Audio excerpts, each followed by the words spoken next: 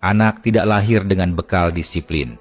Tidak ada anak yang otomatis tahu cara membantu, tahu cara bertanggung jawab, atau tahu bagaimana menghadapi kerasnya hidup.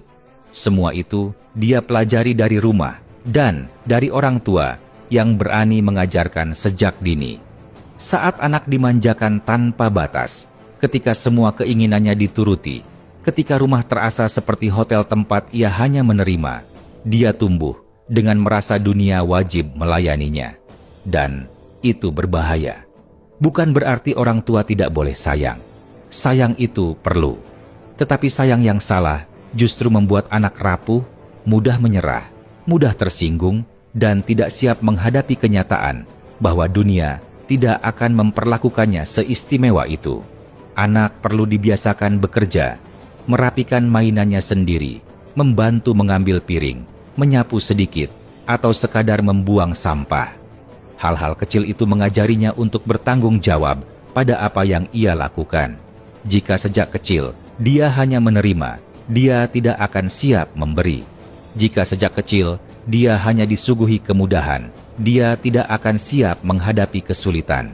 Anak yang dibesarkan tanpa disiplin akan menjadi dewasa yang mudah patah. Ajari anak menghargai makanan, menghargai waktu, menghargai pekerjaan orang tuanya. Bukan dengan marah-marah, tetapi dengan memberi contoh dan aturan yang konsisten. Saat anak remaja, tugasnya bukan hanya belajar. Ia harus belajar bagaimana menyelesaikan masalah, bagaimana bangkit ketika jatuh, bagaimana menahan diri ketika kecewa, dan bagaimana menghormati orang lain. Anak yang sejak kecil terbiasa bekerja akan tumbuh lebih mandiri.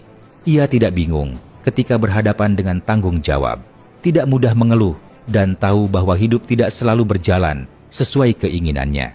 Dan yang paling penting, anak akan tumbuh menghargai orang tuanya. Karena ia tahu betapa melelahkannya pekerjaan rumah, betapa sulitnya mencari nafkah, betapa banyak pengorbanan yang dilakukan tanpa terlihat. Mendidik anak bukan tentang membuatnya takut, bukan soal keras atau lembut. Intinya adalah keseimbangan. Cukup kasih sayang agar ia tumbuh hangat, cukup disiplin agar ia tumbuh kuat.